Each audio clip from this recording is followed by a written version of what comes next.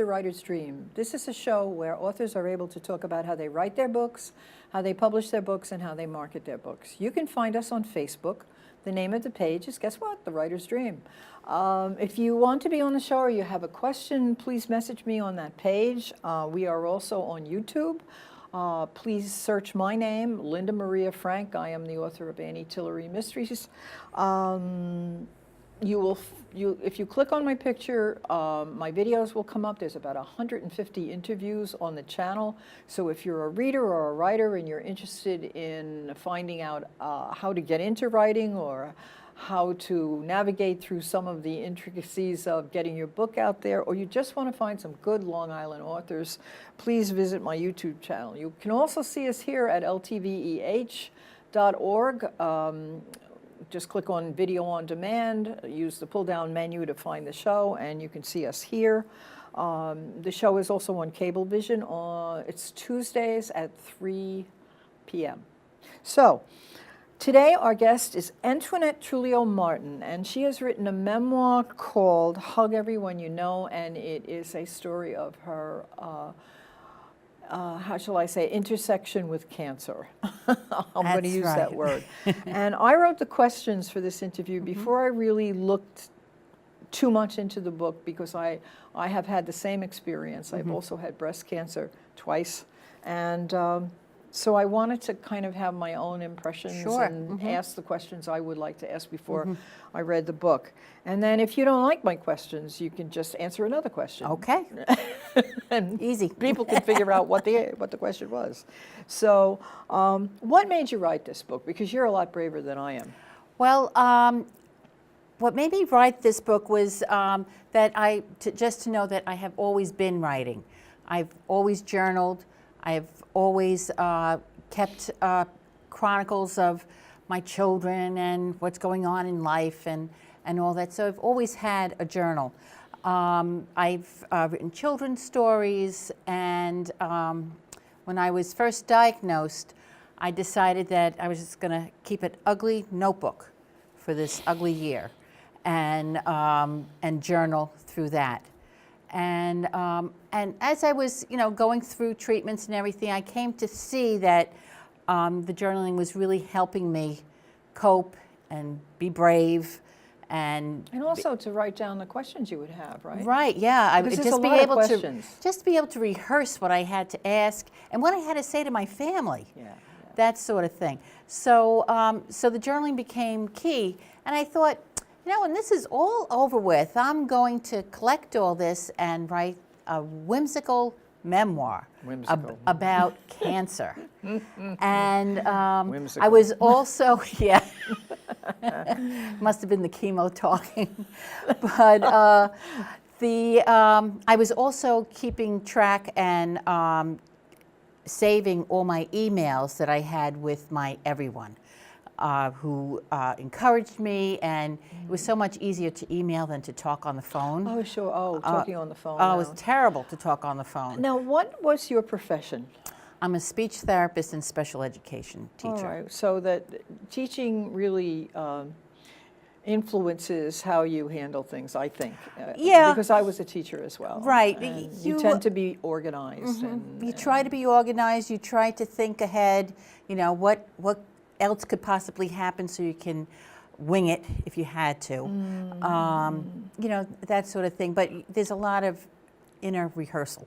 Well, I think when you first get the news that you have cancer, it's so unreal.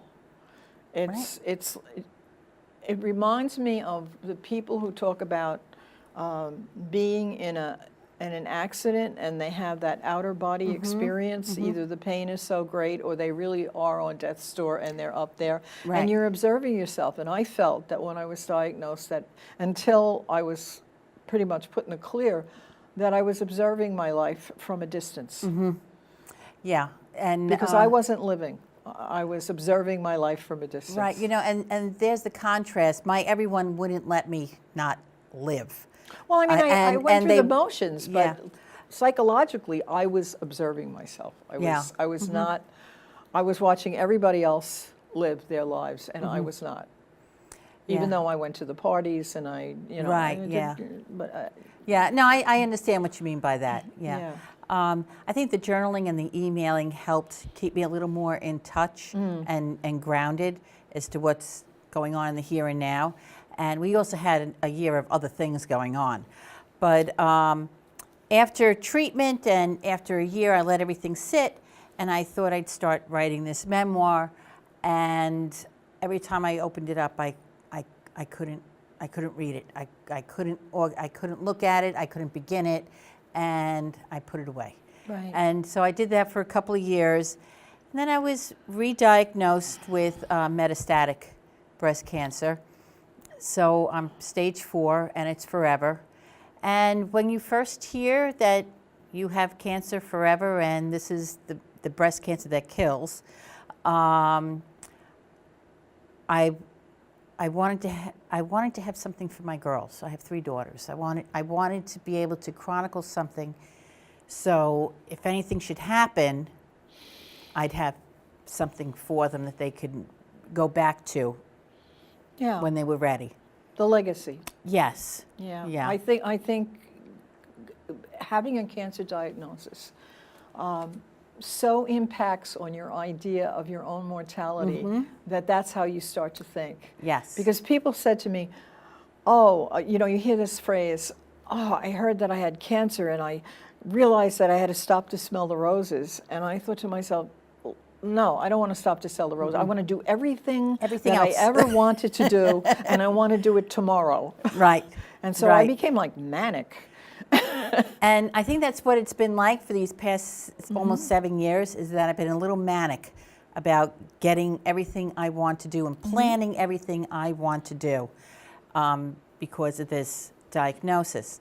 So at the same time, I had decided to enroll in the Southampton Creative Writing and Literature program and get my MFA, because that was something I always wanted to do. I want to be a writer when I grow up. So I figured I needed letters after my name. I still don't know what I want to be when I grow up. There you go.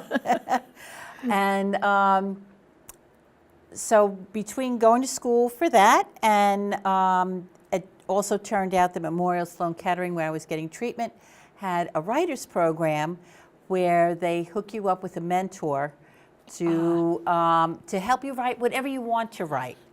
And at the time I thought, well, I'm going to volunteer to be a mentor.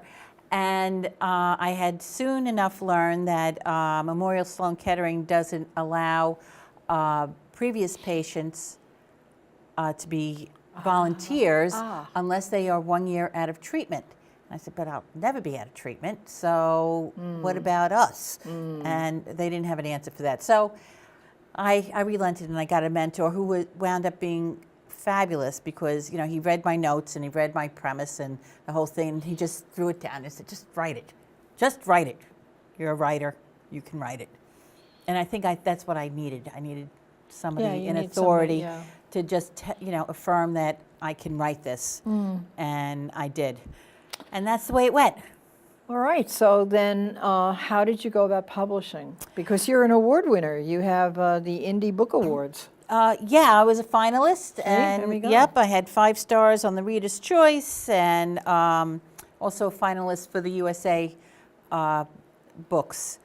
I ran out of stickers for those. But I was done with the book in 2017. I was done with my MFA in 2017, and that marked 2016. So 2017 was coming up, and that was going to mark 10 years post first diagnosis. So I figured that would be a good time to put this out. Now, the publishing world is really rough. Tell me about it. Just finding an agent was going to take me years, and Southampton had a panel of writers and indie press people come, and they talked about publishing with an indie press. The background to this was I had a children's book published in '93 through trade, and I got my little, first check, as a security, and I had to work that off the royalties, my little 3% royalties, and the book did great. It's an audience I can speak to, children, and it lasted for 16 years. Although my royalty checks were good for going out to lunch, that was about it. But here with an indie press, you get much more of your sales. You have a big voice in how things are designed and laid out and managed. The only thing the indie press doesn't do is the marketing and the publicity. Yes. So that's another chunk of change, and that's a big chunk of change. Yes. Yeah, I'm glad you said that.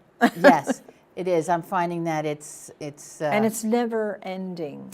It is. It doesn't end. If you want to keep the book in paper, or even electronically, you gotta be there. You gotta be on it. Blogging and yes. doing book events and doing book talks and doing this. Yes, and doing this. Yes. And that's actually why I do this is because I learned that I have the same story.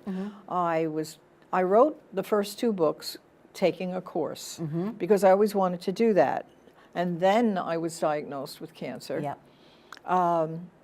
In fact, I wrote the second one, the first diagnosis, and then the second diagnosis, I put the books aside because it was this whole thing of, they tell me it's going to take you 7 years to find somebody to, know. And I thought to myself, I can't be bothered with this. I was teaching, I was chairperson, it was a lot of stuff.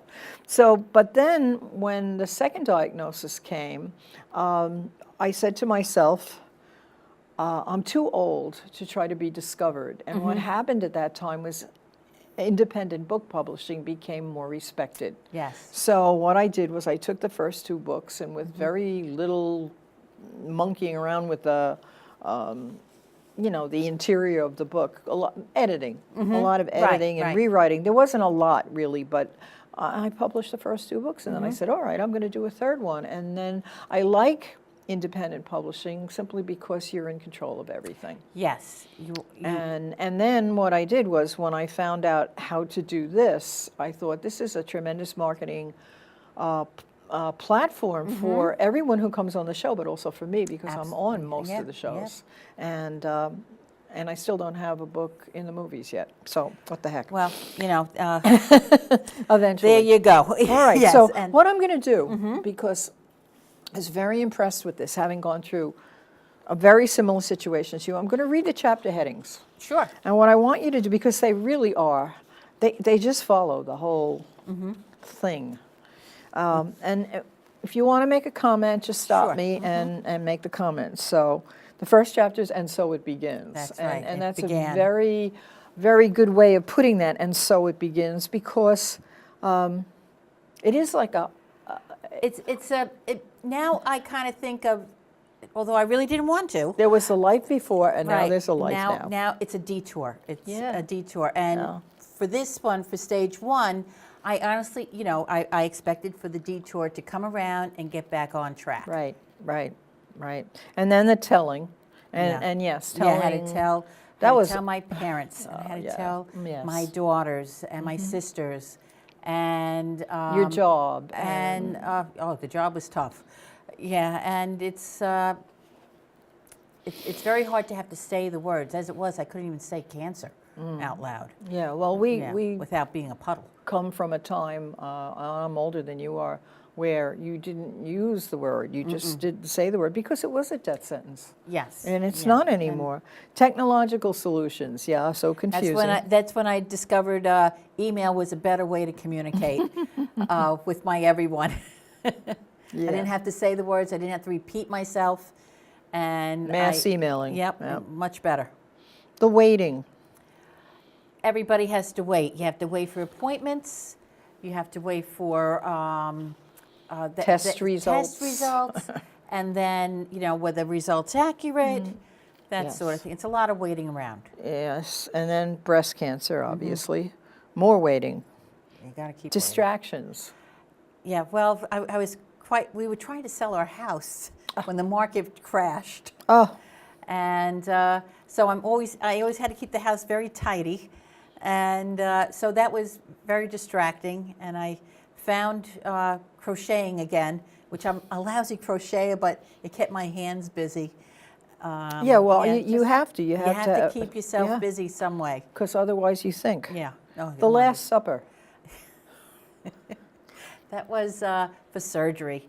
And we had to go into the city, and my husband decided that we were going to stay overnight, and just to make the logistics so much easier. And my daughter was in Brooklyn, so we made a date to go out to dinner.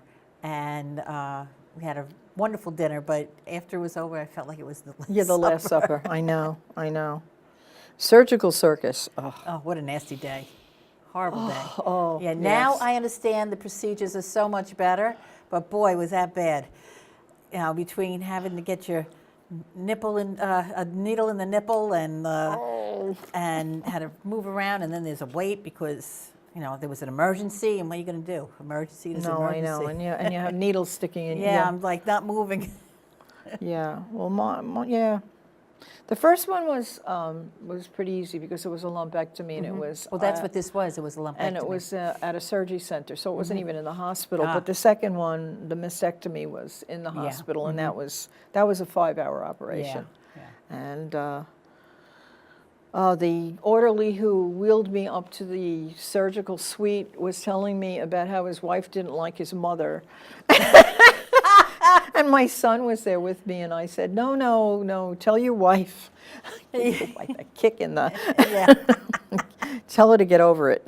So, but I had a wonderful surgeon.